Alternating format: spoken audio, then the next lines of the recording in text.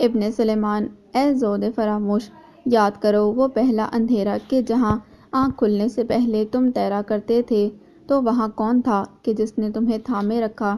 اور تصور میں لاؤ وہ بے نوری کہ جدھر پلک جڑنے کے بعد تمہیں جانا ہوگا۔ جب ساتھ چھوڑ جائے گا تمہارا ہر جنجال، تب اس رقص ظلمت میں وہ کون ہوگا جو حوصلہ بنے گا تمہارا؟ واللہ کیا خوب ساقی اور مددگار ہے وہ کہ جس سے منہ پھیر لیتے ہو تم مانگنے پر جو وہ نہ دے تمہیں خسارہ۔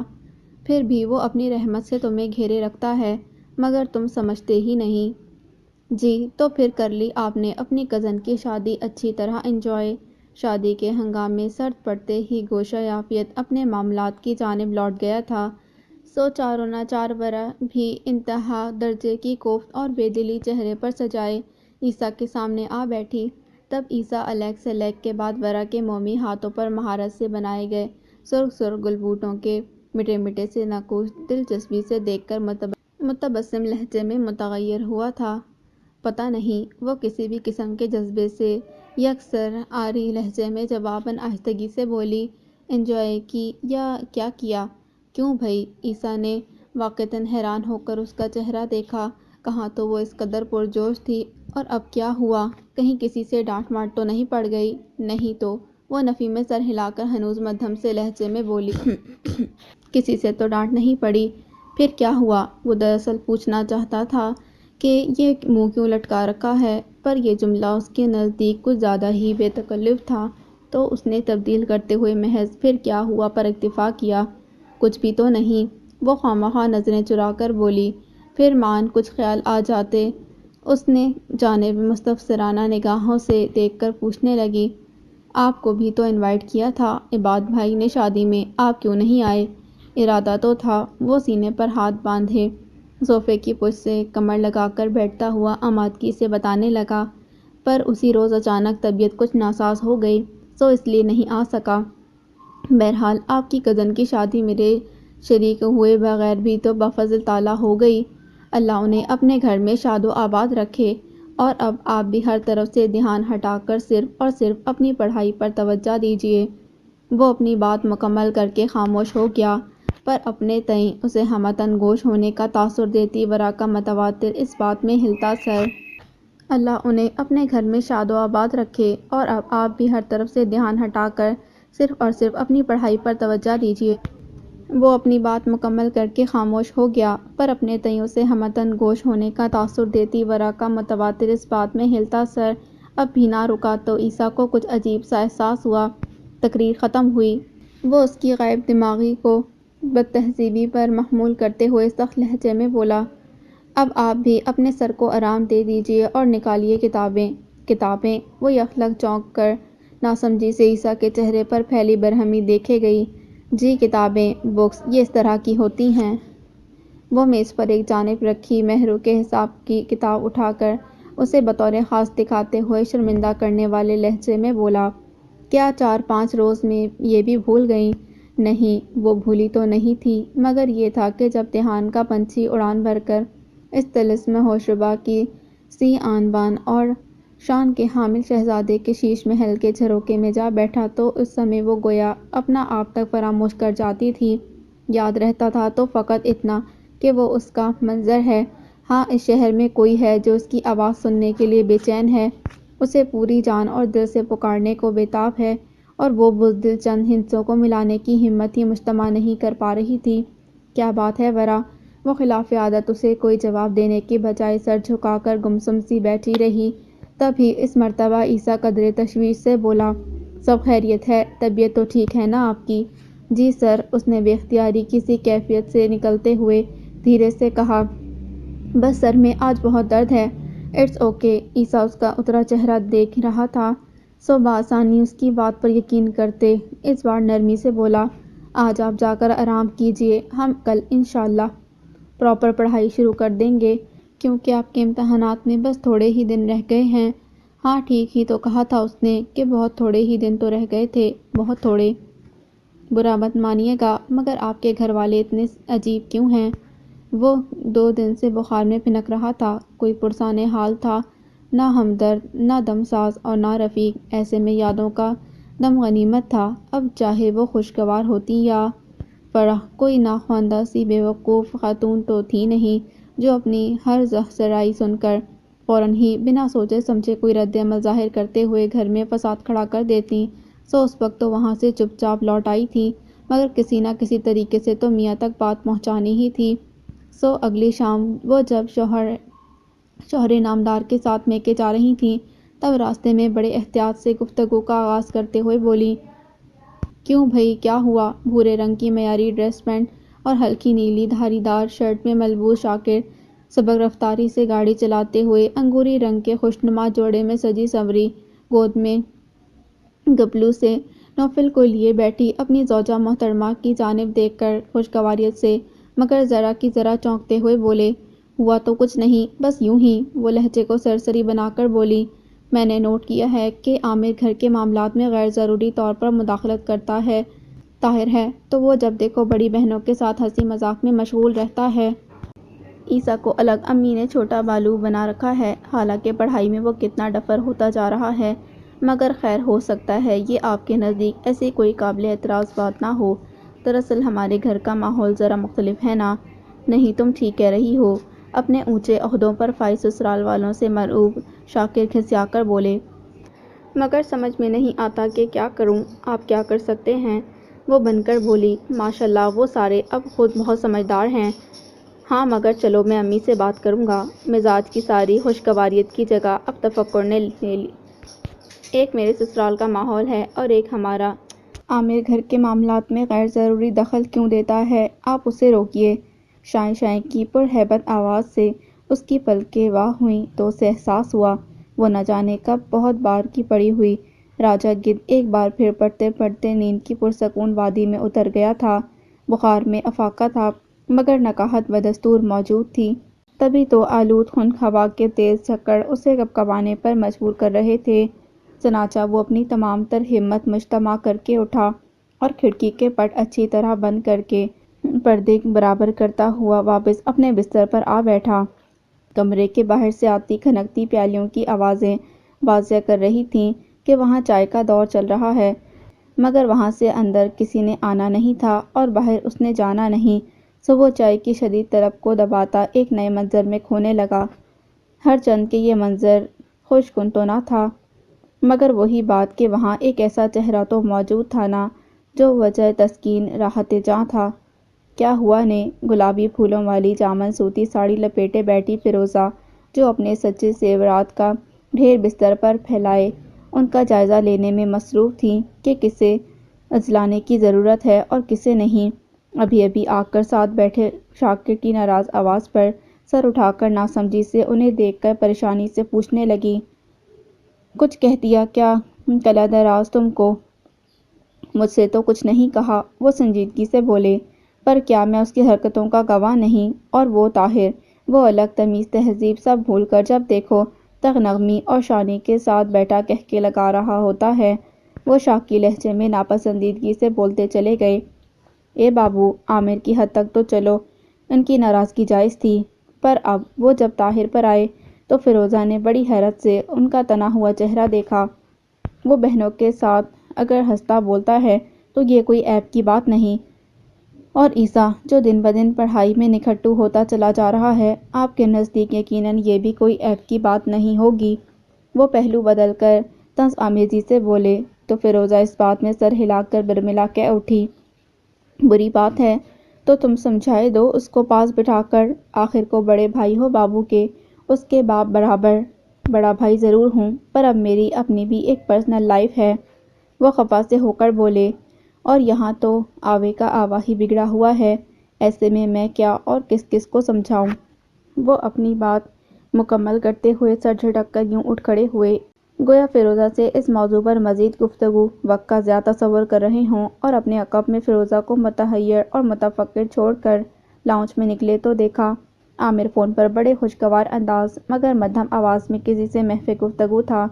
یہ اس طرح کس سے بات کر رہا ہے؟ انہوں نے الجھن زدہ نگاہوں سے یک لخت ٹھہر کر اسے دیکھا، پھر سر جھٹک کر اگلے ہی پل اپنے کمرے کی جانب بڑھ گئے۔ یہ سب کیا ہو رہا تھا؟ کیا جانے کیا ہونے والا تھا؟ شاید کچھ بھی نہیں، یا شاید بہت کچھ۔ بات سنو کلثوم، الائنا ان دنوں رات بھر کوک کے کش پہ کش لگا کر بیزی کو نیست و نابود کرنے کے مختلف منصوبے بنا کر خود ہی رد کرتی رہتی تھی۔ جب آپ اپنے کیریئر کا بدترین زوال دیکھ رہے ہوں، تب انڈسٹری کی ہوائیں تک آپ سے منہ پھیر کر گزرتی ہیں، تو ایسے میں کون تھا جو اس کے تباہ کن منصوبوں کو پایۂ تکمیل تک پہنچانے میں اس کا ساتھ دینے پر آمادہ ہوتا؟ اور یہی حقیقت اسے خود اپنی نظروں میں گرا رہی تھی، ہیجان میں مبتلا کر رہی تھی، جنونی بنا رہی تھی۔ انسانی فطرت کے عین مطابق وہ اپنی تباہ حالی کا ذمہ دار دوسروں کو ہی قرار دے رہی تھی، اور ان دوسروں میں سر فہرست چونکہ بیزی تھی، سو ان پر وہ اس بار ایسا کاری وار کرنا چاہتی تھی کہ وہ دوبارہ اٹھ ہی نہ سکے۔ مگر وہ کرے تو آخر کرے کیا؟ سوچ کا لاوا جب پھٹنے کے قریب تھا، تب اچانک ہی وہ اپنی میٹ کا چہرہ دیکھ کر جیسے کچھ یاد آنے پر ایک دم چونکی۔ جی میڈم جی، گہری سانولی رنگت، مضبوط مگر کھردرے ہاتھ پیر والی، چہرے مہرے سے انتہائی درجے کی خوشامدی چاپلوس اور میں حاضر میں تابع دار دکھائی دینے والی کلثوم لاؤنج کے سفید صوفے پر سفید نیکر اور گلابی بنیان پہنے آڑی ترچھی لیٹی الائنا کے حضور ادب سے بلیک کافی کا بڑا سا کپ پیش کرتی غلامانہ سے لہجے میں بولی۔ بیٹھ جاؤ۔ وہ مگ اس سے لے کر سائڈ ٹیبل پر دھرتی ہوئی ہاتھ سے سامنے پڑی فولڈنگ چیئر کی جانب اشارہ کرتے ہوئے بولی، تم نے ناشتہ کیا؟ جی میڈم جی، وہ کرسی پر سمٹ کر بیٹھتے ہوئے بولی۔ گھر سے کر کے آئی تھی؟ اس نے سری جھوٹ بولتے ہوئے کہا کہ اب اس سے کچھ دیر قبل وہ الائنا کے کچن میں دستیاب ہر نعمت سے بھرپور استفادہ کر کے آئی تھی، پر ظاہر ہے اس جیسی ہمہ وقت عالم بالا میں رہنے والی شخصیت کو کیا پتہ چلنا تھا؟ ایسے ہی تو وہ کلثوم کی پسندیدہ ترین میڈم جی نہیں تھی۔ کچن بھرا پڑا ہے کھانے پینے کی چیزوں سے، وہ غنودہ سی آواز میں بولی، اور کھانے والا کوئی نہیں۔ میں نے کہا تو ہے تمہیں کہ ناشتہ یہیں آ کر کر لیا کرو۔ پتہ نہیں وہ سحپیر کے 3 بجے اس سے کون سا ناشتہ کروانا چاہ رہی تھی۔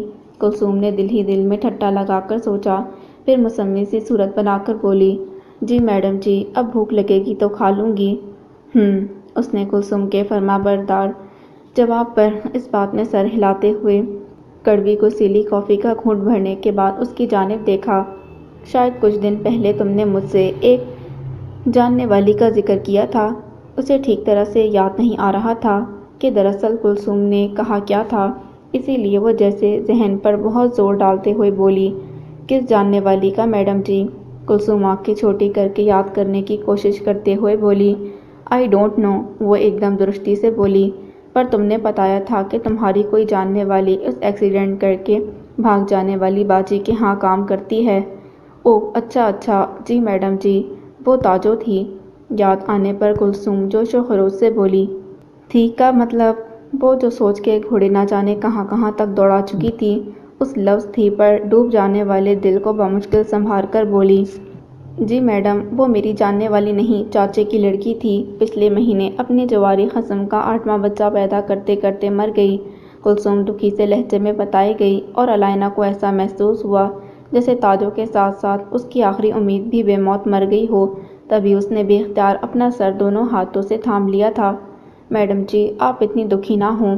کلثوم اس کی حالت دیکھ کر از خود نتیجہ اخذ کرتے ہوئے بولی، بچے بے آسرا نہیں ہوئے اس کے، اب تاجو کی پینو ہے نا، وہ ادھر کام کرتی ہے۔ کیا کہہ رہی ہو؟ اس نے اپنا سر ایک جھٹکے سے اٹھا کر تیز چمکتی آنکھوں سے کلثوم کا چہرہ دیکھا۔ جی میڈم جی، وہ میڈم جی کو پینو میں غیر معمولی دلچسپی لیتے دیکھ کر مزید زور و شور سے بولے گئی، اور جب وہ پینا کی جملہ خصوصیات اور اس کی شخصیت پر اچھی طرح روشنی ڈال کر فارغ ہو گئی تب الائنا نے مدھم مگر صاف سے پھنکارتے لہجے میں کلثوم سے ایک عجیب فرمائش کی۔ کلثوم، طوفان آنے سے پہلے کا سکوت اس کی آنکھوں سے جھلکتا تھا۔ وہ سرسراتے لہجے میں کہہ رہی تھی، کیا تم مجھے اسی پینو سے ملوا سکتی ہو؟ ہائے، کس قدر حسین بریسلٹ ملا ہے آپ کو منہ دکھائی میں۔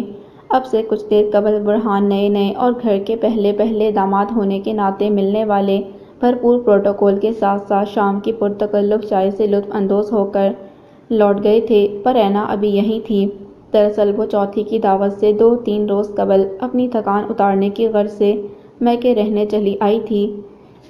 برہان کے روانہ ہوتے ہی ہلکے انگوری اور پیازی امتزاج کے بڑے حسین سے جوڑے میں ملبوس سجی سوری مہکتی لشکتی اینا کو وہ سارے بڑے اشتیاق سے گھیرے میں لے کر بیٹھ گئیں اور اس سے روایتی مگر دلچسپ سے سوالات کرنے لگیں۔ ورا کا بھی سارا تذبذب، بے دلی، اضطرار اور وہ نامعلوم سی یأس آمیز گھبراہٹ جو ان دنوں ہمہ وقت اس کے ذہن اور دل پر چھائی رہتی تھی، اس وقت کہیں اڑن چھو ہو گئی تھی اور سب کے سامنے بے تکے پن سے منہ دکھائی کی بابت سوال اسی نے کیا تھا جس کا جواب دادی بیگم اور والدہ محترمہ جمع چچی بیگم کی موجودگی کے باعث بے طرح جھنپ جانے والی اینا نے لجاتے ہوئے اپنی دائیں کلائی آگے کر کے دکھایا۔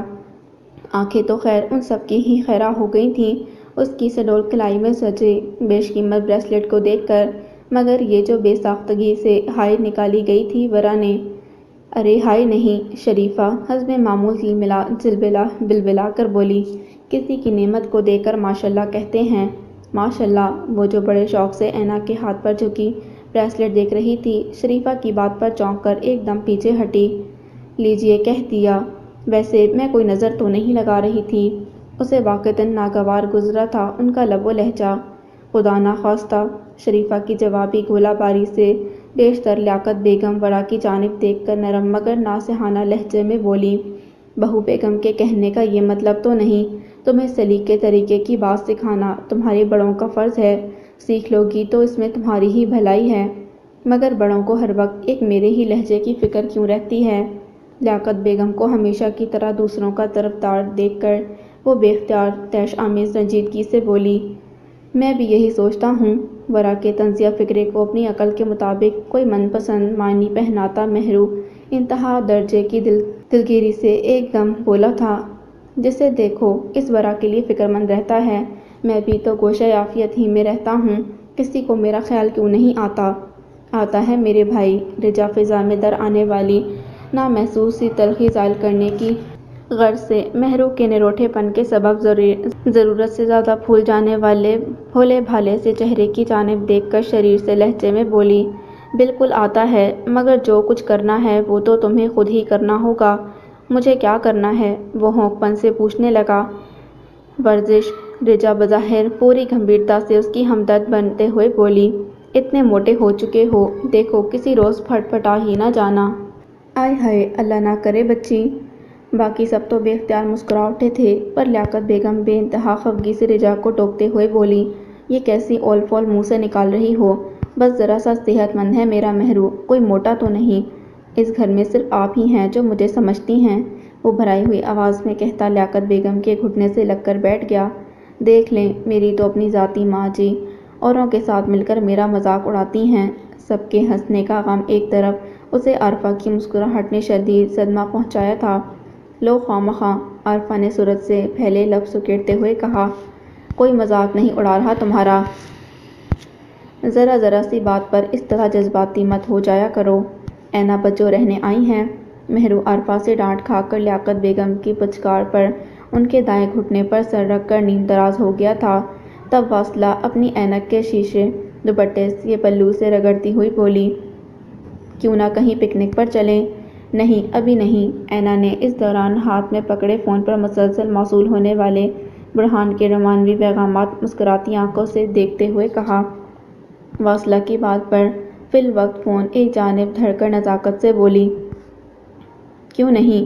واصلہ نے بے اختیار سے اینک دوبارہ لگاتے ہوئے تعجب سے پوچھا، کیونکہ ابھی تو میرے سسرال میں دعوتوں کا سلسلہ شروع ہونا ہے، چوتھی کے بعد، وہ بتانے لگیں۔ پتہ ہے، برہان کی خالہ ہمیں میرٹ میں ڈنر دے رہی ہیں اور ماموں آواری میں، کاش ہمارا بھی کوئی رشتہ دار اتنا امیر ہوتا تو کیسی دھاک بیٹھ جاتی میری سسرال والوں پر۔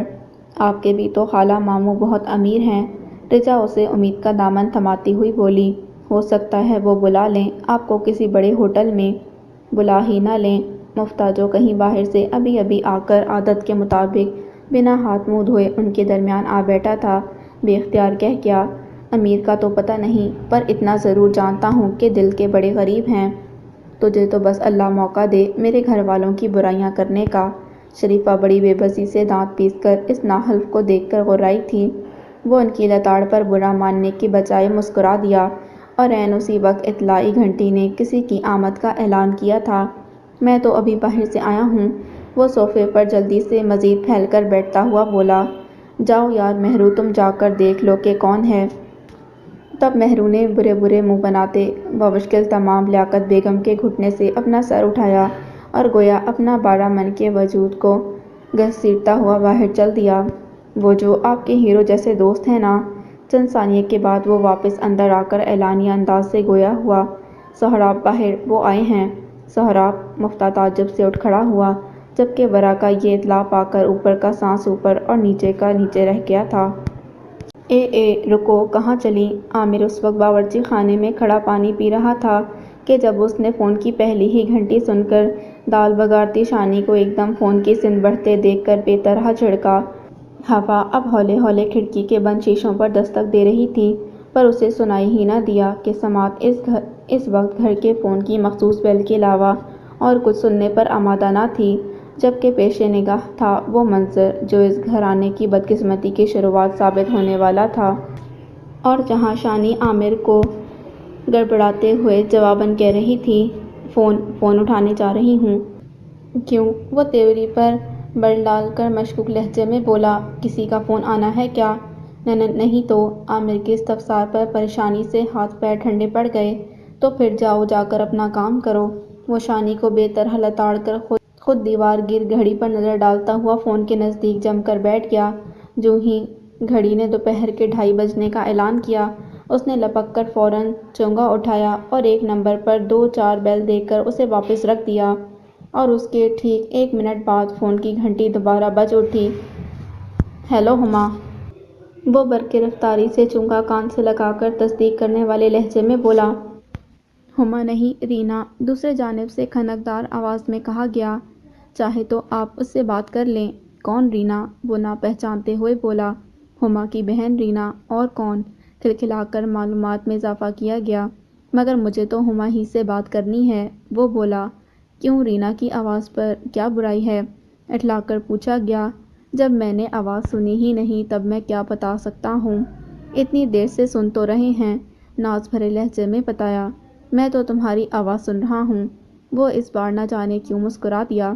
ہاں تو میں ہی تو رینا ہوں، تفاخر آمیز آواز میں اطلاع دی گئی۔ رینا؟ اس نے ناسمجھی سے دہرایا۔ ہاں رینا۔ کیوں، کیا اب نام پر اعتراض ہے؟ وہ شوخ ہوئی۔ اعتراض نہیں، سوال۔ ہاں تو کرو، وہ شہزادیوں کے سے انداز میں سوال کی اجازت مرحمت فرماتی ہوئی بولی۔ کیا یہ تمہارا اصلی نام ہے؟ اس نے جاننا چاہا۔ تمہیں نقلی کیوں لگا؟ وہ منہ بنا کر آپ سے تم پر آتی ہوئی بولی۔ کیونکہ اس طرح کے عموماً نک نیم ہوتے ہیں۔ تمہاری ذہانت مجھے متاثر کر رہی ہے۔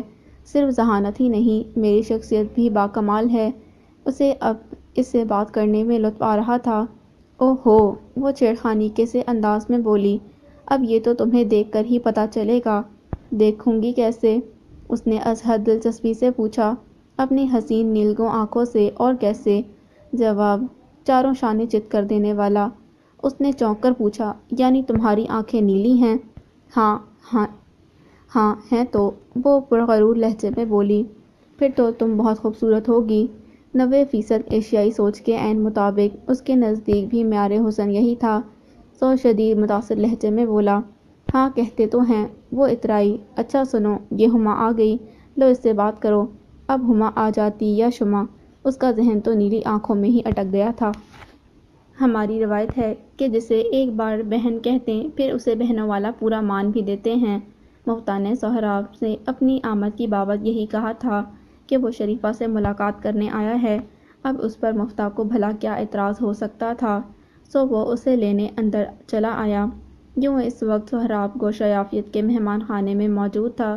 اس کے بالمقابل براجمان شریفہ کے برابر میں کچھ سوچ کر لیاقت بیگم بھی آ بیٹھی تھیں، جن کی جہاں دیدہ بزرگ نگاہیں مسلسل اس پر جمی تھیں، مگر وہ کوئی اناڑی تو تھا نہیں جو ان کی خود پر گڑی نظروں سے گھبرا کر اپنا اعتماد کھو دیتا۔ سو بڑی شرافت سے بیٹھا بڑے نرم اور میٹھے اور دلکش سے لہجے میں بولے گیا، اور اینا بچوں کو میں نے اپنی بہن ہی نہیں کہا، دل سے تسلیم بھی کیا ہے۔ اس میں کیا شک ہے؟ شریفہ والہانہ لہجے میں تائیداً بولی۔ جس طرح تم نے اینا کی شادی کے انتظامات کی نگرانی کی، ایسا تو کوئی سگا بھائی بھی نہیں کرتا۔ میں یوں ہی تو سب سے تمہاری تعریفیں نہیں کرتی۔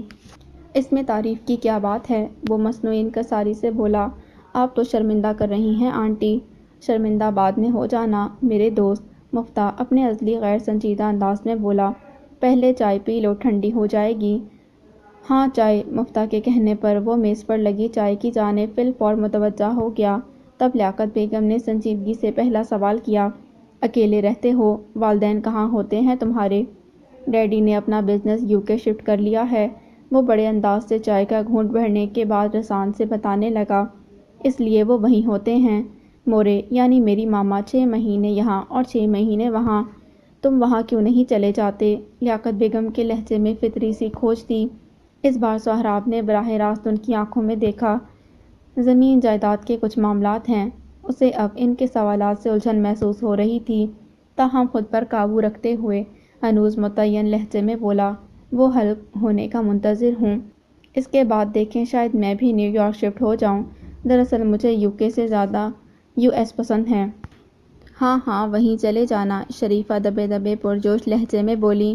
ویسے بھی موئے اس ملک میں رکھا ہی کیا ہے؟ قتل و غارت، فراڈ، بدعنوانی، اپنائیت، خلوص اور محبت۔ سہراب درمیان ہی سے ان کی بات قطع کرتے بظاہر لہجے کو بڑا سادہ بنا کر بولا، یہ رکھا ہے اس ملک میں، یہاں کے لوگوں میں۔ شاید اسی وجہ سے مجھے آپ سب میں بھی بے پناہ کشش محسوس ہوتی ہے۔ ہاں یہ تو تم نے ٹھیک کہا۔ شریفہ اسے اپنے نادر خیالات کے برعکس بولتا دیکھ کر گڑبڑا گئیں۔ اور یہ کیا، تم خالی چائے کیوں پی رہے ہو؟ یہ کباب بھی لو نا، واصلہ نے اپنے ہاتھوں سے بنائے ہیں۔ جی میں نے لیا ہے، وہ بولا، بڑے مزے کا ہے، کاش میرے کک کے ہاتھ میں بھی ایسا ہی ذائقہ ہوتا تو میں بڑے آرام سے اینا وجو کی دعوت اپنے گھر ہی کر لیتا۔ کس بات کی دعوت؟ لیاقت بیگم نے سنجیدگی سے پوچھا۔ شادی کی دعوت دادی اماں۔ وہ دل ہی دل میں لیاقت بیگم کے رویے سے پریشان ہو گیا تھا کہ اگر جو کہیں انہوں نے اس کی دعوت قبولنے سے انکار کر دیا تو پھر بظاہر دھیرے سے مسکرا کر بولا، پر بیٹے، لیاقت بیگم چہ بچہ ہو کر بولی، یہ کچھ مناسب سی بات نہیں لگتی۔ اس میں نامناسب کون سی بات ہے دادی اماں؟ وہ بحث کرتے مان بھرے لہجے میں بولا، کیا بھائی اپنی بہنوں کی دعوت نہیں کیا کرتے؟ کرتے ہیں، پر تم ابھی رہنے دو۔ لیاقت بیگم اس کے خدشے کے عین مطابق وضع داری سے انکار کرتے ہوئے بولی، جب تمہاری والدہ آ جائیں گی تو بھلے سے کر لینا، ابھی تم خواہ پریشان ہو جاؤ گے۔ میں کیوں پریشان ہونے لگا؟ وہ سخت بے بسی محسوس کرتے ہوئے بولا، اگر پریشان ہوا بھی تو PC کا عملہ ہوگا۔ اس نے غالباً یہ مذاق کر کے خود اپنا مورال بلند کرنے کی سعی کی تھی، پر PC کا نام سن کر اس سے زیادہ شریفہ کا مورال ایوریسٹ پر جا پہنچا تھا۔ PC؟ وہ جلدی سے بولی، تم PC میں دعوت کرو گے؟ جی، وہ اس بار قدرے اکتاہٹ آمیز لہجے میں بولا، میں ڈنر وہیں دینے کا ارادہ رکھتا ہوں۔ اچھا، شریفہ کی آنکھیں چمک اٹھیں، یہ تو بہت اچھی بات ہے، چلو تم فکر مت کرو، اینا آ جائے گی بڑھان کے ساتھ۔ وہ لیاقت بیگم کے انکار کو قطع خاطر میں نہ لا کر فیصلہ کن لہجے میں بولی، ظاہر ہے PC میں امیر زادے کی جانب سے ملنے والی دعوت ان کے نزدیک کوئی معمولی بات نہیں تھی۔ صرف اینا وجو اور برہان بھائی جان ہی نہیں۔ وہ اطمینان بھرے سانس لبوں سے خارج کرتے ہوئے بھرپور سے انداز میں مسکرا کر بولا، آپ سب نے بھی ساتھ آنا ہے۔ کیا ہو گیا یار؟ مفتاح اس کے خلوص کے سامنے شرمندہ ہو کر بولا، رہنے دو، بس اینا وجو اور برہان بھائی ہی آ جائیں گے۔ کیوں؟ وہ خفگی سے بولا، کیا تمہارے گھر والے میرے کچھ نہیں لگتے؟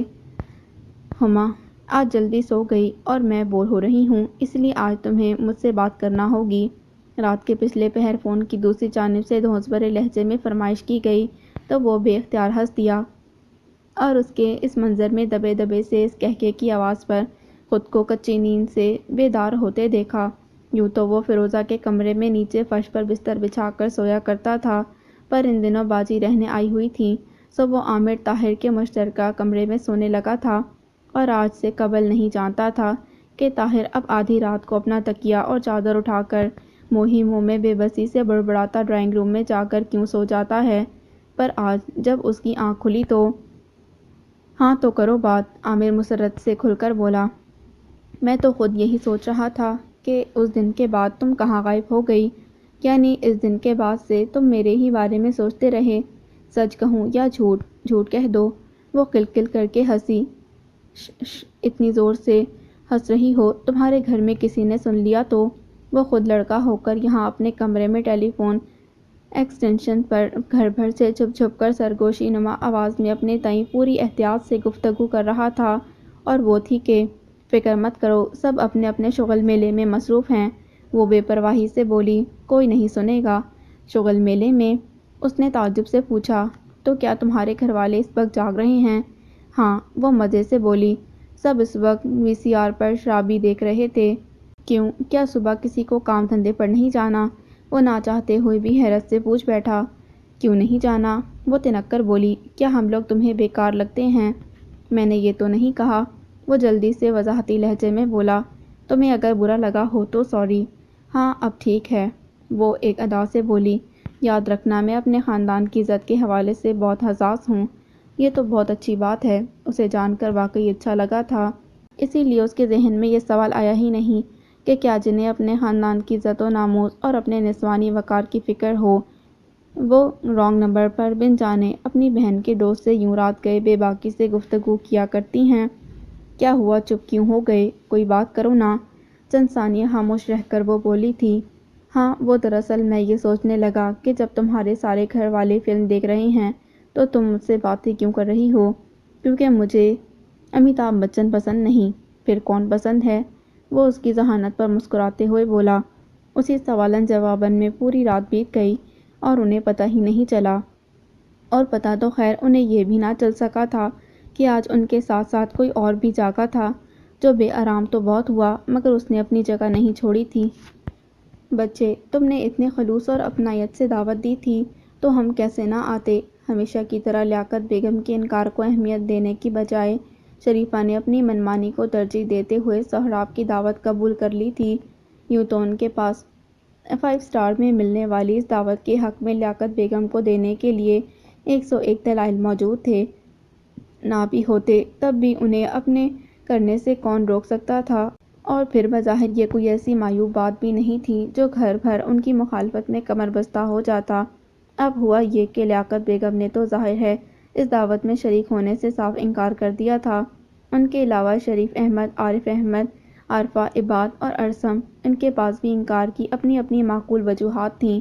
شریفہ تو ورا کو بھی ساتھ لے جانے کے حق میں نہیں تھی، لیاقت بیگم بھی اسے بھیجنے میں متعمل تھیں، مگر جب اس کے ساتھ کے سبھی بڑے ذوق و شوق سے جا رہے تھے تو اسے تنہا کیوں چھوڑ جاتے؟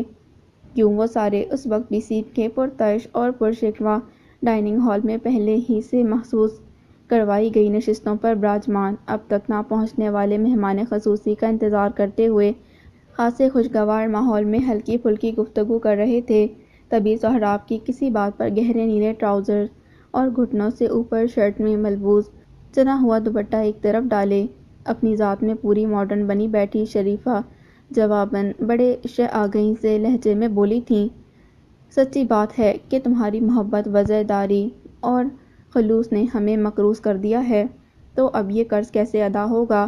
وہ جو اس حسن مابرہ پر گاہے بگاہے نگار ڈال کر مخمور ہوا جا رہا تھا، شریفہ توصیفی الفاظ پر ان کی جانب دیکھ کر بناوٹی سے انداز میں مسکرا کر بولی، جو تم کہو۔ وہ ترنت جانثار سے لہجے میں بولی، بس میرا گردہ مت مانگ لینا۔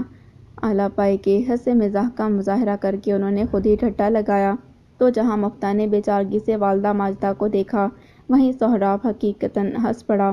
فکر مت کریں، وہ بولا، مجھے گردوں میں کوئی دلچسپی نہیں۔ پھر کس میں ہے؟ وہ جاننے کی خواہش مند تھی۔ سہراب ذو معنی انداز سے مسکرایا، آپ کے ہاتھ کا پکا کھانا کھانے میں۔ ہائے ماں صدقے! وہ ریشہ عظمی ہو کر بولی، تو پھر آ جانا نا کسی دن کھانے پر ہمارے ہاں۔ ضرور، کیوں نہیں؟ ویسے کھانے میں کیا پسند میرے بچے کو؟ شریفہ کے استفسار پر وہ اب انہیں اپنی مرغوب غذاؤں کی بابت بتا رہا تھا، مفتاح اکتا کر ادھر ادھر دیکھنے لگا۔ تبھی سرخ و سیاہ ساڑی لپیٹے موقع کی مناسبت سے آراستہ و پیراستہ اینا سیاہ ڈنر سوٹ میں ملبوس اسمارٹ سے بڑھان کے ساتھ سامنے سے آتی دکھائی دیں۔ وقتی طور پر سبھی کا دھیان ان دونوں کی جانب مبذول ہو گیا کہ جنہیں ایک متعدد بے راسر گلابوں کا بوکے تھما کر بہت خوش اخلاق سے بہت اخلاق سے خوش آمدید کہہ رہا تھا۔ ان کے بیٹھنے کے کچھ دیر بعد باہمی صلاح مشورے سے کھانے کا آرڈر دیا گیا۔ بعد ازاں میٹھا یہ وہ جوں وقت گزر رہا تھا، سہراب کی بے چینی حد سے سوا ہوتی چلی جا رہی تھی کہ اس نے جس خاص مقصد کے تحت اس شام کا اہتمام کیا تھا وہ اس سے تاحال پورا ہوتا نظر نہیں آ رہا تھا۔ وہ بظاہر مسکراتے اندر ہی اندر مارے طیش کے بل کھا رہا تھا، جھنجھلا رہا تھا، تلملا رہا تھا کہ آج تو اس نغمہ بہار نے بھولی سے بھی اسے دیکھنا گوارا نہ کیا۔ کیوں کر رہی تھی وہ ایسا؟ وہ اس سے پوچھے تو آخر پوچھے کیسے؟ تو کیا اس کی پوری محنت نے اکارت ہو جانا تھا؟ طیش آمیز جھلاہٹ سے وہ سوچتے چلا جا رہا تھا کہ معاً اس نے ورا کو بوکھلا کر اپنی نشست سے اٹھتے دیکھا۔ دھیان کہاں رہتا ہے تمہارا؟ نہ جانے کیسے ٹرائفل کی پوری پیالی اس پر الٹ گئی تھی۔ شریفہ نے حقارت سے اسے ڈپٹا۔ وہ پتہ نہیں کیسے؟ وہ سب کو اپنی جانب متوجہ پا کر شرمندگی سے اسی قدر بول سکی، کوئی بات نہیں، تم جاؤ، جا کر اسے صاف کرو۔ اینا نے برہان کی موجودگی کے باعث شریفہ کو آنکھوں ہی آنکھوں میں تنبیہ کرتے ہوئے ورا سے نرم لہجے میں کہا۔ ہلکا نارنجی لباس بے حد بدنما ہو گیا تھا۔ وہ دوپٹہ اچھی طرح پھیلا کر اوڑھتی ہوئی رجا سے بولی، رجا پلیز میرے ساتھ آؤ۔ اور جب وہ دونوں ڈائننگ ہال سے باہر نکلیں تب سہراب نے تیزی سے کچھ سوچ کر اپنا فون پتلون کی جیب سے نکالا اور کان سے لگا کر کہا، جی مورے، ہیلو، آواز نہیں آ رہی آپ کی؟ وہ بولتا ہوا بڑے نامحسوس انداز سے ان کے پیچھے چلا آیا۔ وہ دونوں واش روم کی تلاش میں غلط سمت جا رہی تھیں۔ وہ جلدی سے ان کے نزدیک پہنچ کر اپنی خدمات پیش کرتا ہوا بولا، واش روم اس طرف ہے، چلیں میں لے چلتا ہوں۔ عقب سے آتی اس کی آواز پر ورا گویا اچھل پڑی تو رجا چونک کر خوش سے لہجے میں بولی، اٹس اوکے، ہم چلے جائیں گے، شاید آپ پہلی بار یہاں آئی ہیں۔ اس کے لہجے میں طنز یا استہزاء نہیں تھا مگر پھر بھی رجا کو اس کا لہجہ عجیب سا لگا، تاہم وہ سادگی سے بولی، صرف میں ہی نہیں، ہم سب۔ اف رجا کی بچی، کروا دی نا بےعزتی، آخر اسے بتانے کی کیا ضرورت تھی؟ ان کے ساتھ چلتی ورا خجالت سے سوچے گئی، بہرحال اتنی زبردست دعوت پر آپ کا شکریہ۔ نہیں پیاری بہن، وہ ہر حال میں ورا تک اپنی بات پہنچانے کے ہر امکان پر غور کرتا ہوا بولا، اس میں شکریہ کی کوئی بات نہیں، لیجیے واش روم یہ رہا۔ رجا سر ہلا کر ورا کا ہاتھ پکڑے بڑی تیزی سے واش روم ایریا میں داخل ہوئی۔ تب چند ثانیے بعد بڑی بے بسی سے وہ واپس مڑ گیا کہ لیڈیز واش روم کے باہر آخر کب تک کھڑا رہ سکتا تھا، اور پھر کھڑے رہنے پر بھی یہ ضروری تو نہیں کہ اس کی مراد اسے مل ہی جاتی، سو اس سمے تو ناکام رہا۔ ہاں مگر بوقت رخصت ایک موقع اس کے ہاتھ آیا تو تھا، سو وہ اسے ضائع کیے بغیر دیدہ دانستہ اس کے ساتھ چلتا ہوا دھیرے سے بولا، آج رات میں تمہارے فون کا انتظار کروں گا، نہیں کیا تو رات جب ٹیرس پر کھڑی ہوگی تو میں وہاں آ جاؤں گا۔ آپ کیسے پتا کہ میں؟ وہ حواس باختگی سے بولی۔ ایک تو اس کی جرأت، مستزاد بات کی نوعیت، وہ صحیح معنوں میں سراسیمہ ہو گئی، پر سہراب نے ورا کی اس بات کا جواب دینے کے بجائے پراسراریت سے مسکرا کر اسے دیکھا اور تیزی سے آگے بڑھ گیا۔ کیا ہوا؟ کچھ کہہ رہا تھا وہ؟ ورا سے چند قدم آگے رجا تھی جو بظاہر سہراب کو ورا سے مخاطب ہوتے دیکھ چکی تھی۔ نہیں، ہاں بس یہی کہ آپ سب آئے، بہت اچھا لگا۔ دماغ خراب ہو گیا ہے ماسی کلثوم کا، کہتی ہے 3 لاکھ پکڑ اور میڈم جی کا کام کر دے۔ الینا خود تو بوجہ پینوں سے نہ ملی مگر کلثوم کو ایک موٹی رقم دے کر اپنا پیغام اس تک پہنچا دیا، جسے سنتے ہی بوٹے سے قد، چھوٹے چھوٹے ہاتھوں پیروں والی سانولی سلونی سی پینوں نے فوراً سے بیشترا اسے انکار کر دیا تھا، پر کلثوم نے ہار نہ مانی اور روزانہ ہی میڈم جی کی بات مان لینے پر اسے سمجھانے آ جاتی تھی۔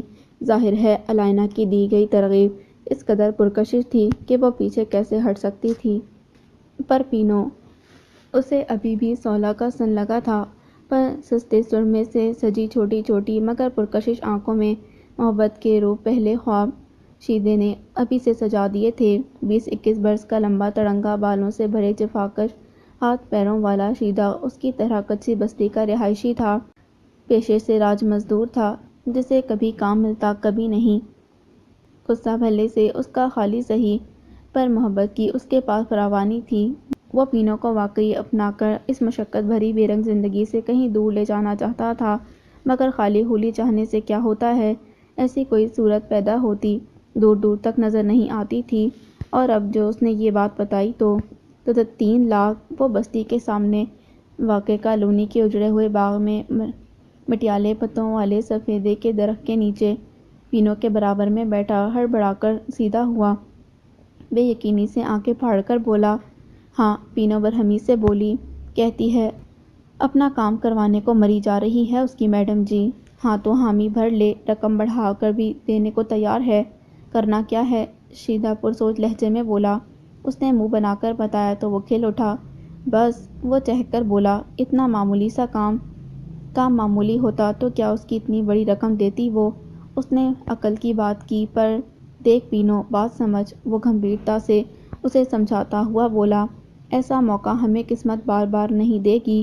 تو میڈم جی کو پیسے بڑھا کر بتا اور ان کا کام کرنے کی حامی بھر لے، اس کے بعد تجھے میں بتاؤں گا کہ آخر کرنا کیا ہے۔ اے ابن سلیمان، اے زمین پر خدا کے خود ناآشنا نائب، ہوا کی سبک رفتار مقرر کی مہربان نے، سو وہ ہوتی نہیں بے قابو، اور 7 سمندر بھی رہتے ہیں متعین کردہ حد میں۔ زمین کی میخیں جو ساکت رہتا وہ تکتی ہیں آسمان کو، حاکم الحاکمین کے حکم سے سرتابی کی مجال نہیں رکھتی۔ پرت در پرت بچھی زمین جو سارا بوجھ اپنے سینے پر اٹھائے رکھنے کے باوجود نہیں سرکتی اپنے مقام سے، اور وہ آسمان گواہ ہے اعمال آدم کا، مگر نہیں گرتا اس کے سر پر۔ مختصر یہ کہ کائنات کا ذرہ ذرہ شکر گزاری سے ایک اسی کا فرما بردار ہے، مگر تم ابن سلیمان، تم اس کے نہیں، نفس کے بندے ہو، پر تمہیں ادراک ہی نہیں۔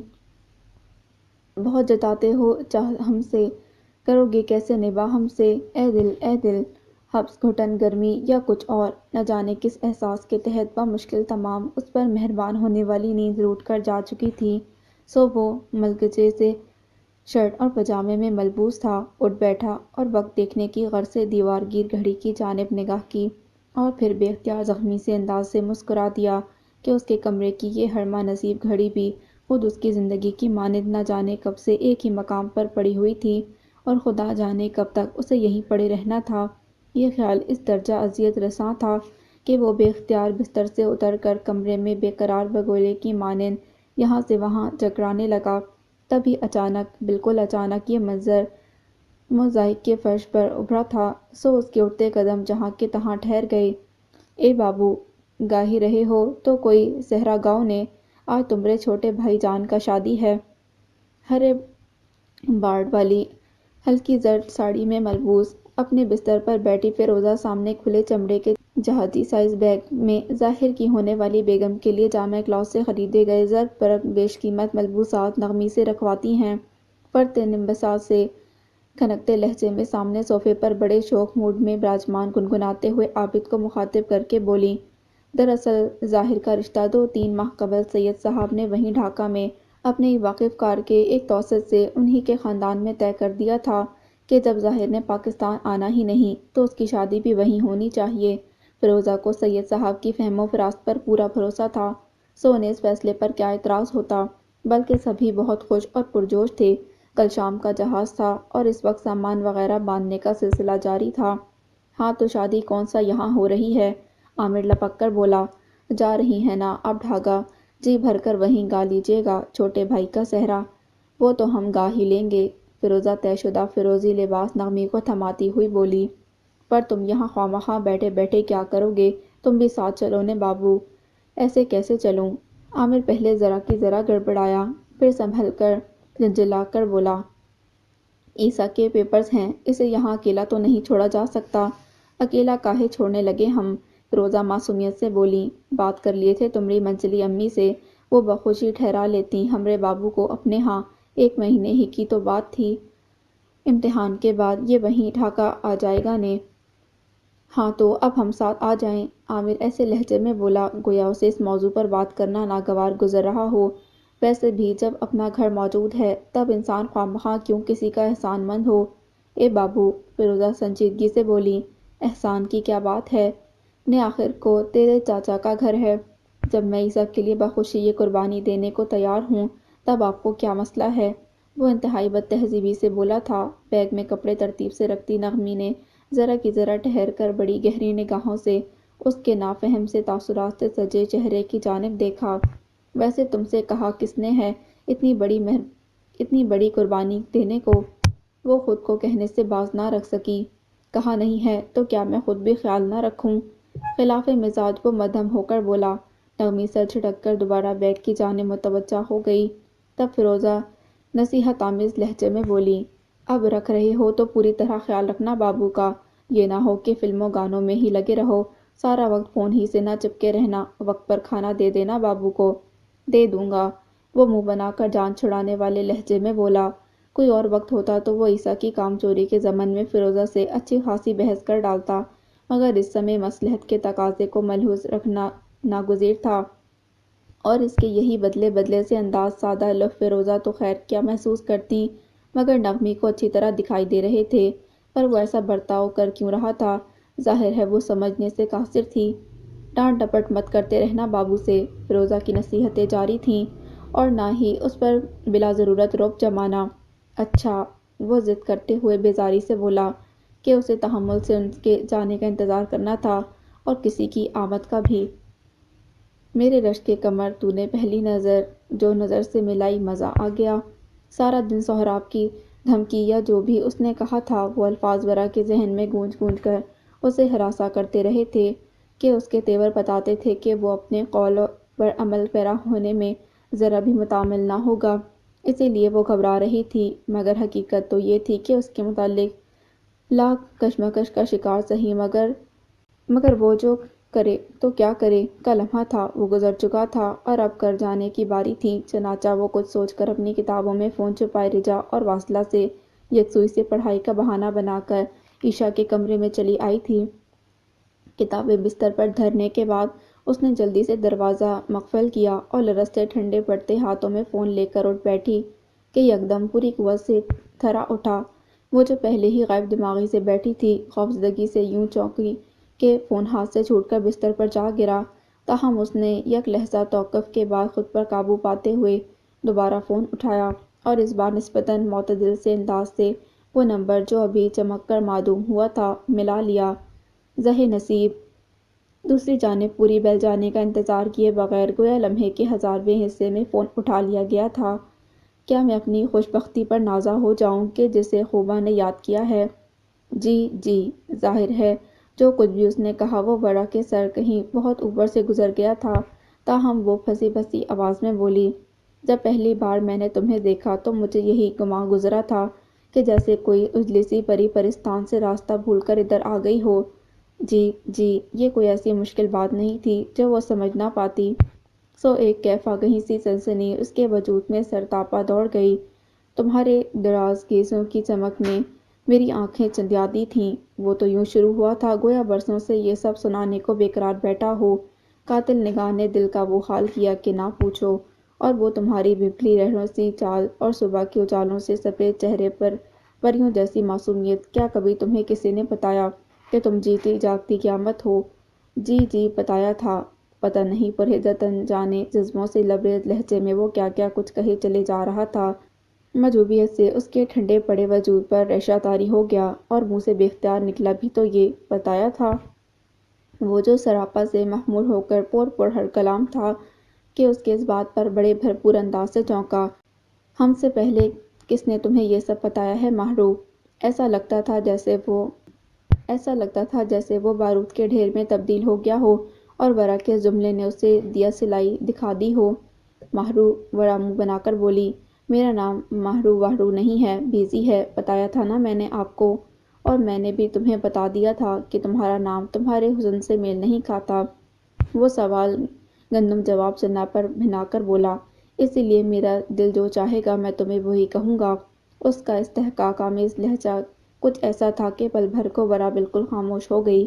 چپ کیوں ہو گئی؟ وہ بے چینی سے بولا، بتاؤ نا کہ تمہیں کس نے بتایا ہے یہ سب؟ کیا یہ سب؟ وہ ناسمجھی سے مستفسر ہوئی۔ یہی کہ تم بہت حسین ہو، وہ دل کی تڑپ کو لہجے میں سمو کر بولا۔ سبھی کہتے ہیں۔ اف یہ بھول پن! سب کون؟ وہ جان لینے کے در پر تھا۔ بھئی سب ہی، وہ اس کے اصرار پر کوفت محسوس کرتی ہوئی بولی۔ یعنی رجا، واصلہ، چھوٹی مامی، مفتہ۔ وہ جو یہ نام سن کر ذرا مطمئن ہوا تھا، آخری نام پر بھڑک اٹھا۔ مفتہ کیوں کہتا ہے؟ کیوں، آپ کو کیا مسئلہ ہے؟ حیرت ہوئی۔ کوئی مسئلہ نہیں، وہ مرتے اشتعال پر قابو پا کر بناوٹی حلاوت سے بولا۔ اچھی بات ہے، میں اب رکھ ہی رہی ہوں فون۔ فون مت رکھنا، میری بات سنو۔ وہ ایک دم تیز ہو کر جلدی سے بولا۔ جی۔ وہ یوں خائف ہو گئی گویا سہراب سامنے بیٹھا دیکھ رہا ہو۔ مجھ سے ملنے آ جاؤ۔ آپ پاگل ہیں، بڑا بے پناہ تعجب سے بولی۔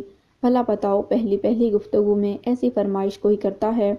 ہاں، تمہارے پیار میں، وہ نیم دیوانگی سے ہنس دیا۔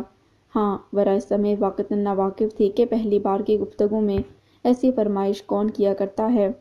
Every thing I do it for you, oh no no no. شام اب رات میں مدغم ہونے کو تھی، اور ایسے میں وہ اپنے فلیٹ میں قدم جماتی تاریکی سے یکسر بے نیاز اور بے پرواہ لاؤنج کے صوفے پر حسب معمول آڑی ترچھی نیم دراز دائیں ہاتھ کی دونگلیوں میں دبے غم گسار کو وقتاً فوقتاً لبوں سے چومتے ہوئے بڑے مسرور انداز سے گنگنا رہی تھی کہ تبھی اچانک کسی خیال کے در آنے پر وہ زور زور سے نفی میں سر ہلا کر خود کلامی کرنے لگی۔ Everything I do for myself, respect for my ego, for one and Alaina Khan. وہ اب زور زور سے ہذیانی کہہ کے لگا رہی تھی، تبھی گھڑیال نے 7 بجنے کا اعلان کیا، اور وہ جیسے ہڑبڑا کر ہوش میں آتی اپنی جگہ سے ایک دم اٹھ بیٹھی، پھر ادھر ادھر ہاتھ مار کر فون برآمد کیا اور فون بک سے ایک نمبر ڈائل کرتے ہوئے کان سے لگا لیا۔ ہاں الائنا، سیفی بات کر رہا ہوں۔ بھرائی ہوئی آواز والے سیفی نے فون تیسری ہی بیل پر اٹھا لیا تھا۔ اس درجے کے اس نیوز چینل پر ملنے والی اس جیسے پیدائشی بے روزگار کو ملنے والی کورسپونڈنٹ کی نوکری الائنا ہی کی رہین منت تھی، سو اس لحاظ سے وہ اب بھی الائنا سے خاصی عزت اور توقیر سے پیش آیا کرتا تھا۔ الائنا کے چھوٹے موٹے کام بھی کر دیتا، بالکل ویسے ہی چھوٹے موٹے کام جو ان جیسوں سے عموماً لیے جاتے ہیں۔ جانتی ہوں، تبھی تمہیں فون کیا ہے، وہ اس کے عادتاً تعارف کروانے پر استہزائیہ بولی۔ حکم کریں، وہ سنبھل کر بولا۔ ایک بمباسٹک انفارمیشن دے رہی ہوں تمہیں، وہ فطر مندی سے چور لہجے میں بولی۔ کیا کرنا ہے اس کا؟ چونکہ وہ اس قسم کے کام پہلے بھی کرتا رہا تھا، سو تجربے کی بنیاد پر لاکھ روپے کا سوال کرتا بولا۔ یہ اطلاع کسی بھی طرح تم نے ایئرپورٹ کسٹم حکام تک پہنچانی ہے۔ Do you understand? اچھی طرح سمجھ گیا۔ دہاڑی لگ رہی تھی، تب وہ کیوں کفران نعمت کرتا۔ اب یہ بتائیں کہ اطلاع کیا ہے؟ کیا ہوا، چلے گئے سب؟ پلک جھپکنے پر ایک نیا منظر دکھائی دے رہا تھا، خالی خالی گھر کا منظر کہ جانے والے جا چکے تھے۔ در و دیوار پر طاری سناٹا کچھ نامانوس سا تھا، بے جان اشیاء اپنی جگہ یاسی سے پڑی تھیں کہ انہیں برتنے والے چاہے مختصر عرصے ہی کے لیے ہی سہی مگر بہرحال یہاں سے روانہ ہو چکے تھے۔ بخود عیسیٰ بھی خلاف معمول وقت سے پہلے اپنا سر منہ لپیٹے بے دلی اور گہری اداسی کے زیر اثر اپنے بستر پر جا لیٹا تھا۔ ایسے میں اگر کوئی مسرور تھا تو وہ وہی تھا جو اس وقت آزادی اور خود مختاری کے ناقابل بیاں احساسات میں سر تاپا غرق لاؤنج کے صوفے پر بڑے مالکانہ استحقاق سے نیم دراز فون پر محو گفتگو تھا۔ ہاں چلے گئے، وہ جواباً سرشاری سے بولا۔ بتایا تو تھا تمہیں کہ آج شام کی فلائٹ تھی۔ اب گھر میں کون ہے؟ ٹو لینے والے لہجے میں پوچھا گیا۔ میں اور عیسیٰ، مزے سے مسکرا کر بتایا۔ دوسری طرف ظاہر ہے کہ وہ اس عرصے میں جان چکی تھی کہ عیسیٰ کون ہے، تبھی اس بابت سوال کرنے میں وقت ضائع کیے بغیر بولی۔ دل تو تمہارا بھی چاہ رہا ہوگا نا شادی میں جانے کو؟ بھائی کی شادی ہے، وہ بے پرواہی سے بولا۔ میری نہیں، جو جانے کو دل چاہے۔ یعنی تمہارا دل صرف اپنی شادی میں جانے کو چاہتا ہے؟ بات سے اپنے مطلب کی بات نکالنا اس کے بائیں ہاتھ کا کھیل تھا۔ نہیں، وہ ترنت بولا، دل تو اور بھی بہت کچھ چاہتا ہے۔ مثلاً، وہ معنی خیز وقفہ دیتے ہوئے بولا، مثلاً تم سے باتیں کرنے کو۔ وہ تو کر ہی رہی ہوں، وہ لطف لیتے ہوئے بولی۔ تمہیں دیکھنے کو، وہ حسرت سے بولا۔ تصویر تمہیں ٹونی بھائی کے دوست کے ہاتھ بھجوا تو دی تھی، وہ ادائے ناز سے بولی۔ تم سے ملاقات کرنے کو، وہ روانی سے کہہ گیا۔ اوہ ہو، وہ اوہو کو لمبا کھینچ کر چٹخارا سا لے کر بولی۔ تو یہ بات ہے؟ بات تو یہی ہے۔ اس کے اس معاملے پر خفا نہ ہوتے دیکھ کر عامر کو حوصلہ ہوا۔ جناب، ہم سے ملاقات اتنی بھی آسان نہیں، وہ کوئی بے مول تھی جو یوں ہی مان جاتی۔ تو آسان بناؤ۔ اب وہ مبتلا کرنے لگا۔ اچھا، وہ کیسے؟ اس نے از حد دلچسپی سے پوچھا۔ کل گھر آ جاؤ، وہ ایک پل کو ٹھہرا، اگلے لمحے پورے اعتماد سے کہہ گیا، ہاں ہاں ہاں۔ اس کا بے باک کہکا بڑا ساختہ تھا۔ تم ضرورت سے زیادہ پر اعتماد ہو یا بے وقوف، تم پر چھوڑا ہے۔ وہ مضبوط لہجے میں بولا، خود ہی بتا دو۔ ابھی موڈ نہیں، بعد میں بتاؤں گی۔ اچھا، وہ دل محسوس کر رہ گیا، پر یہ تو بتا دو کہ کل ملنے آ رہی ہو یا نہیں۔ سر، ایک بات پوچھوں آپ سے؟ وہ پچھلے 4-5 روز سے روزانہ سہراب سے فون پر بات چیت کر رہی تھی۔ ابتدا میں تو سہراب کی باتوں سے زیادہ اس کا لہجہ برا کو عجیب سے احساسات سے دو چار کر دیتا تھا، مگر پھر اس کی باتیں، وہ اس کے من میں کہیں گھر کر کے اب اسے گدگدانے لگی تھیں کہ ظاہر ہے اپنی ماورائی مدعا سرائی چاہے جانے کا زوراور احساس کسے برا لگ سکتا ہے، مگر اب بھی کچھ تھا، شاید کوئی بے نام سی الجھن جسے وہ سلجھانا چاہتی تھی۔ تبھی میر کی غزل کی تشریح رٹتے رٹتے وہ جانے کیا سوچ کر کالی جینس اور کتھئی شرٹ میں ملبوس صوفے پر براجمان، ہاتھ میں موجود سیاسیات کی کتاب کے مطالعے میں منہمک عیسیٰ کو مخاطب کر بیٹھی۔ جی جی بالکل، پوچھیے۔ وہ اس کی آواز پر کتاب بند کر کے ایک جانب دھرتے ہوئے ہمہ متوجہ ہو کر بولا، یہ جو شاعر اپنی محبوبہ کے حسن کی اتنی تعریفیں کرتے ہیں تو کیا یہ سچ کہتے ہوں گے؟ وہ گویا سوچ کر لفظوں کا انتخاب کرتے ہوئے بولی، ہو سکتا ہے سچ ہی کہتے ہوں۔ وہ اس کے سوال پر چھپے اشتیاق کو بھانپ کر مسکرایا، یہی تو میرا سوال ہے کہ سچ جھوٹ کا پتہ کیسے چلتا ہے؟ دل کی گواہی سے۔ اس کا لہجہ بڑا واضح تھا، مگر مزید الجھ گئی۔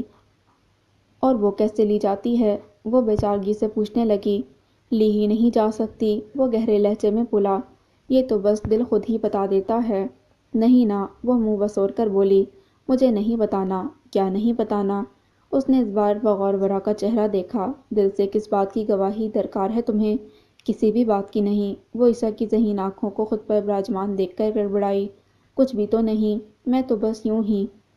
میرا خیال ہے آپ ضرورت سے زیادہ وقت دے رہی ہیں آج کل اردو غزلیات کو۔ وہ خفیف سا مسکرایا، دینا پڑتا ہے، وہ مدھم لہجے میں بولی، آسانی سے سمجھ نہیں آتا۔ چلیں خیر، اگر آپ نے میر تک کی امید ازبر کر لیا ہو تو آگے بڑھیں۔ کوآپریٹ کیجیے میم، یقیناً آپ کا اور ہمارا وقت قیمتی ہے۔ بیزی کا ساتھی اداکار ارسلان نجیب کسی شوٹ کے سلسلے میں ایک ہفتہ قبل ہی ترکی جا چکا تھا، جبکہ پروڈیوسر کو کسی اچانک پیش نجی مصروفیت کے سبب 2 روز بعد وہاں پہنچنا تھا۔ چنانچہ بیزی اور فصیح خان ہی تھے جنہیں آج ایک ساتھ ترکی روانہ ہونا تھا۔ ڈھیلے ڈھالے سرمئی شارٹس پر گلابی پولکا ڈانس والی آرام دہ ٹی شرٹ زیب تن کیے، بالوں کا اونچا سا جوڑا بنائے، کان میں ایئرپوڈ لگائے، ایڈیڈاس کا سیاہ بیگ کندھوں پر لٹکائے، پاؤں میں نائک کی گلابی کینوس شوز پہنے، بیزی سیاہ برمودا شارٹس پر نیلی آدھی آستین کی شرٹ میں ملبوس، سر پر رومال باندھے فصیح خان سے بڑے خوشگوار موڈ میں باتیں کرتی چلی آ رہی تھی۔ کسٹم سیکیورٹی کے تمام روکھے پھیکے مراحل طے کر کے بالآخر وہ دونوں انتظار گاہ کی طرف جا رہے تھے کہ تبھی اچانک عقب سے ANF کے 4 اہلکار، جن میں سے ایک خاتون بھی تھیں، نے انہیں روک لیا اور ہمراہ لیے مفصل تلاشی کی غرض سے مخصوص کمروں میں لیے چلے آئے۔ فصیح خان ظاہر ہے علیحدہ کمرے میں تھا، جبکہ ہراساں، پریشان اور حواس باختہ کھڑی بیزی کے مقابل استادہ خاتون اہلکار اسے مخاطب کر کے بڑی درستی سے بولی تھی، آف کورس میں کوآپریٹ کروں گی۔ بے اندازہ تفکر سے وہ ہکلاہٹ زدہ لہجے میں بولی، مگر مجھے کچھ پتہ تو چلے کہ میں نے آخر کیا کیا ہے۔ ہمیں ملنے والی اطلاع کے مطابق آپ ڈرگ اسمگل کرنے کی کوشش کر رہی ہیں۔ وہ اہلکار جواباً بولی نہیں، بلکہ پھنکاری تھی۔ Drug smuggling? ہفت آسمان سر پر ٹوٹ پڑنا کسے کہتے ہیں، یہ بس ابھی ابھی بیزی نے جانا تھا۔